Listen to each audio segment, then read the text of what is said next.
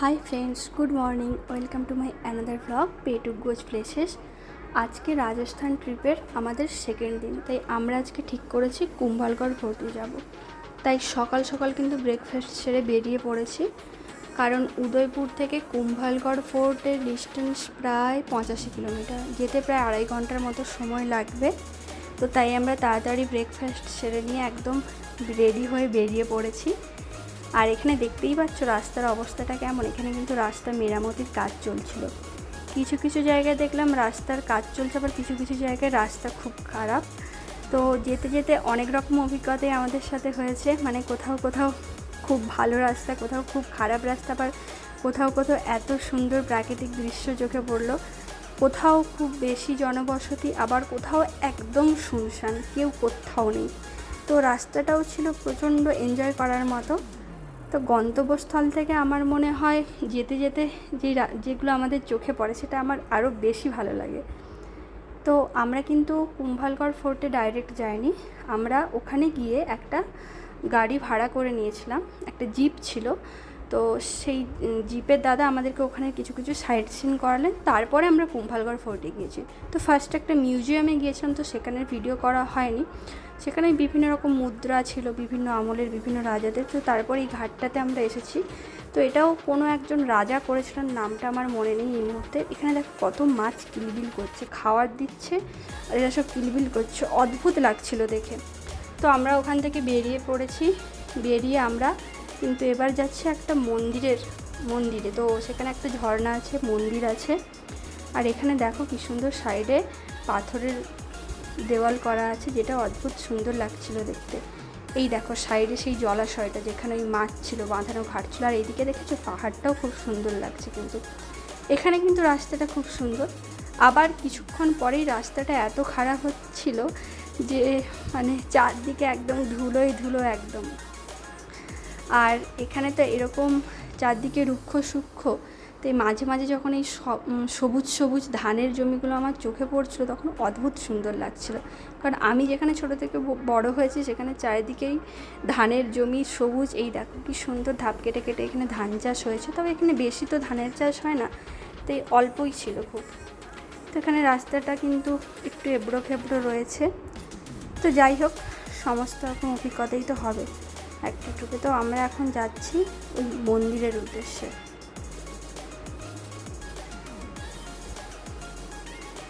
তো দেখো আমরা ওখানে চলে এসেছি। আর এখানে এই যে জলটা আসছে, এই জলটা কিন্তু ঝর্ণার জল। এর পেছনেই একটা ঝর্ণা আছে। আর এখানে দেখো অসংখ্য ছোট ছোট ছোট ছোট মাছ কি সুন্দর কিলবিল করছে, ঘুরে বেড়াচ্ছে। আমার খুব ভালো লাগছিলো দেখে। আর এই যে গোল গোলগুলো দেখতে পাচ্ছি, এগুলো না সবাই ওই পয়সা ফেলেছে, 1 টাকা 2 টাকা করে। আমিও ফেলেছিলাম। তবে এখানকার যে জলটা, এই যে জলটা একটা বাইরের কুয়াতে পড়ছে, সেই কুয়ার জলটা নাকি খুব পরিষ্কার, পুরো মিনারেল ওয়াটারের থেকেও নাকি সেটা পরিষ্কার, এত শুদ্ধ। সবাই নাকি খায় সেই জলটা, আমি জানি না। তো তার আমার ভিডিওটা নেই, বাট কুয়োর ওই ছবিটা তুলেছি। এইখান থেকে দেখো কি সুন্দর ঝর্ণার জলটা যাচ্ছে। আর এই যে পাশেই কিন্তু এই যে মন্দিরটা, এখানে শিব পার্বতী গণেশের মূর্তি রয়েছে। তো আমরা এখানে না অনেকটা টাইম স্পেন্ড করেছিলাম, খুব ভালো লাগছিল, একদম চুপচাপ নিরিবিলি শুনশান। এই মাছগুলোর সাথেও টাইম স্পেন্ড করতে খুব ভালো লাগছে। এই দেখো এই মাছটার পেছনে আমি ধাওয়া করছিলাম, কেন জানি না। তো আমরা কিন্তু এবার বেরিয়ে পড়েছি। আর এখানটাতে একটু নেমেছিলাম, কারণ এখানে দাদা বললেন যে এখান থেকে ভিউ পয়েন্ট আছে, তোমরা এখান থেকে ছবি তুলতে পারো। তো আমরা একটু এখানে দাঁড়িয়ে চারদিকটা দেখছিলাম আর কিছু কিছু শট নিচ্ছিলাম। এখানে দেখো কিছু আবর্জনা পড়ে রয়েছে, এই টুরিস্টদেরই কারবার এগুলো। দেখতে পাচ্ছ চারদিকটা শুধু পাহাড়, বিভিন্ন কাঁটা গুল্ম জাতীয় গাছ, লাল মাটি, অদ্ভুত রকম। এই দেখো আমি কিন্তু এবার যাচ্ছি কুম্ভলগড় ফোর্টে। দূর থেকে তোমরা হয়তো প্রাচীরটা দেখতে পাচ্ছ। আমি কিন্তু দূর থেকেই ভিডিও করা স্টার্ট করেছি, যাতে বোঝা যায় বা পুরোটাই আমার ওই ফ্রেমে আসে, নাহলে তো একদম কাছ থেকে করলে পুরোটা আসবে না। এই কুম্ভলগড় ফোর্টটা কিন্তু রাজা কুম্ভ তৈরি করেছিলেন, তো তার নামেই কিন্তু এই ফোর্টটার নাম। আর এটা কিন্তু second longest wall in the world. এটা প্রায় 36 কিমি সম্ভবত দীর্ঘ। তো আমরা কিন্তু ফোর্টে ঢুকছি। ফোর্টের না অনেকগুলো দরজাই আছে, তো আমরা এটা কোন গেটে ঢুকছি, সম্ভবত 5 বা 6 কিছু একটা ছিল। এই দেখো আমি ভিডিও করতে করতে ঢুকছি, আমার এত সুন্দর লাগছিলো, কারণ এতদিন এই ছবিটা আমি সবসময় প্রায় গুগলে সার্চ করতাম আর দেখতাম, কারণ কোথাও যাওয়ার আগে আমি একটু গুগলে, সেটা সবাই প্রায় করে, তো যখনই আমি ছবিটা দেখতাম আমার অদ্ভুত সুন্দর লাগতো। তো আমি সেখানে পৌঁছে গিয়েছি। তো এখানে কিন্তু এসে আমরা একজন গাইড নিয়েছিলাম। তো এখানে কোনো হিস্টোরিক্যাল প্লেসে গেলে গাইড নিলে খুব সুবিধা হয়, অনেক কিছু তথ্য জানতে পারা যায়। কিন্তু এর একটা অসুবিধাও আছে, যে গাইড এত দ্রুত বলতে থাকেন আর এত দ্রুত চলতে থাকেন, তো তার সাথে পা মেলালো প্রায় অসম্ভব হয়ে পড়ে। তো আমরা সিটি প্যালেসে ফার্স্ট ওই জন্য ওই কারণেই গাইড নিইনি, কিন্তু দেখলাম অনেক কিছু জিনিসে মিস করেছি, তাই এখানে আমরা নিয়েছিলাম।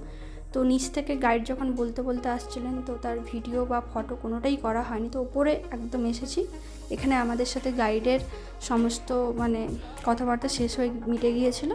তো তাই আমরা ওপরে এসেছি, ওপর থেকে আমি দেখো ভিডিওটা করছি। তো ওপর থেকে যাওয়ার সময় কিছুটা ভিডিও করেছি, ফটো তুলেছি, নাহলে আমার সেই সুযোগ বা সময় বলো কোনোটাই হয়নি, কারণ গাইডের কথা শুনবো না কী করবো। তো এই দেখো মানে ওয়েদারটা এতটাই সেদিন ক্লাউডি ছিল, সূর্যটাকেও ঠিক মতো দেখা যাচ্ছে না, প্রায় কিন্তু আমাদের বিকেল হয়েই এসেছিলো সেই সময়। তো এবার আমরা দেখো নিচে নামছি। তো সিঁড়িগুলো এখানে সব জায়গাতেই সিঁড়িগুলো এত ছোট ছোট আর এত ধাপগুলো উঁচু উঁচু, সেই পুরোনো আমলের সমস্ত সিঁড়ি, তো খুব কষ্ট হয় উঠতে। কার কষ্ট হয় কিনা জানি, তবে আমার খুবই কষ্ট হচ্ছিলো। তো এখানে যারা থাকতেন, যে রানী বা যারা থাকতেন রাজা, তো তারা কীভাবে থাকতেন, কীভাবে হাঁটাচলা করতেন আমি জানি না। তো এই যে দেখতে পাচ্ছ এখানে প্রত্যেকটা স্টেপে কিন্তু লেখা আছে mind your head, mind your head, নাহলে এখানে দেওয়ালগুলো এত নিচু যে কোনো মুহূর্তে মাথায় লাগতে পারে। আমার কিন্তু 2-3 বার হতে হতে রয়েও গিয়েছে, ভাগ্যিস মাথায় লাগেনি।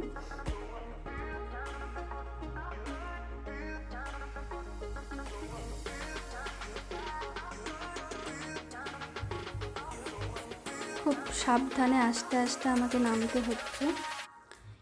নেমেই যেটা কিন্তু চোখে পড়বে সেটা হলো রানীর একটা মহল।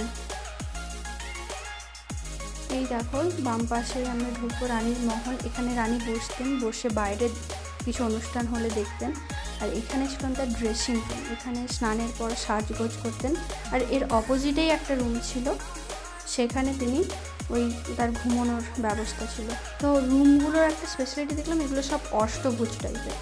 তো আমাদের প্রায় কুম্ভলগড় ফোর্টটা দেখা হয়ে গেছে, তো পুরোটা ভিডিও করা হয়নি, তো আমি বেরিয়ে এসেছি। আর এখানে রাস্তাগুলো এত খাড়াই, তো হাঁটতে নামতে উঠতে খুবই কষ্ট হচ্ছিল, তবু আস্তে আস্তে, আর শুধু কষ্ট না, তার থেকে বেশি মজা হচ্ছিল। কষ্টটা দূরে যাক, কিন্তু বেশি মজা হচ্ছিল।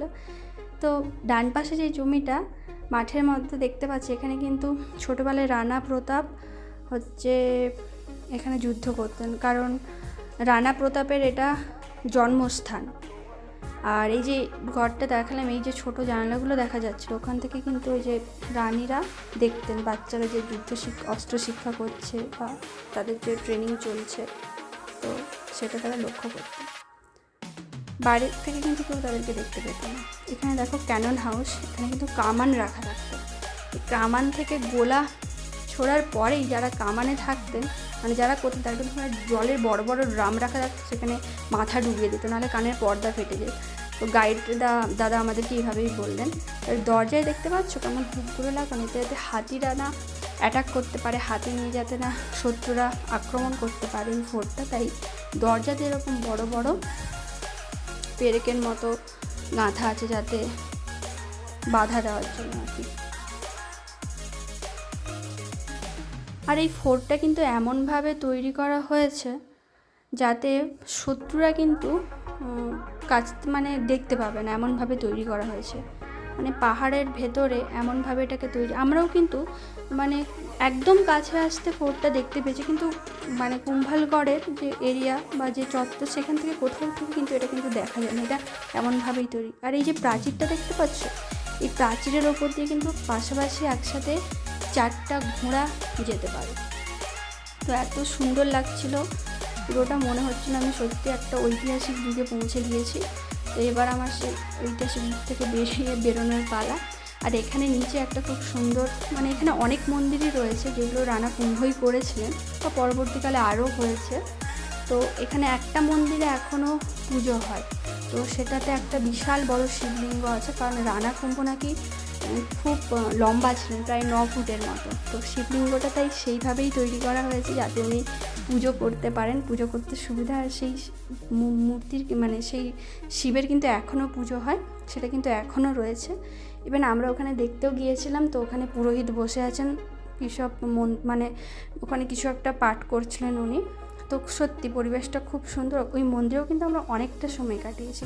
তো এবার আমাদের কুম্ভলগড় থেকে কুম্ভলগড়কে বিদায় জানানোর পালা। তো আমরা প্রায় সন্ধে হয়ে এসেছিলো, আমাদের যেতেও প্রায় 2.5 ঘন্টার মতো সময় লাগবে। তো যাওয়ার পথে আর কিছু ভিডিও করা হয়নি, তবু অনেক সুন্দর সুন্দর দৃশ্য আবারও চোখে পড়েছিল সব। তো এখন আমাদের ফেরার পালা। তাই তোমাদের কিন্তু ভিডিওটা কেমন লাগলো অবশ্যই জানাবে, আর যদি ভালো লাগে কিন্তু লাইক, কমেন্ট আর অবশ্যই সাবস্ক্রাইব করে দেবে আমার চ্যানেলটা। আর পরবর্তী ভিডিওতে আবার তোমাদের সাথে দেখা হবে। তো এখনকার মতো টাটা, ভালো থেকো সবাই।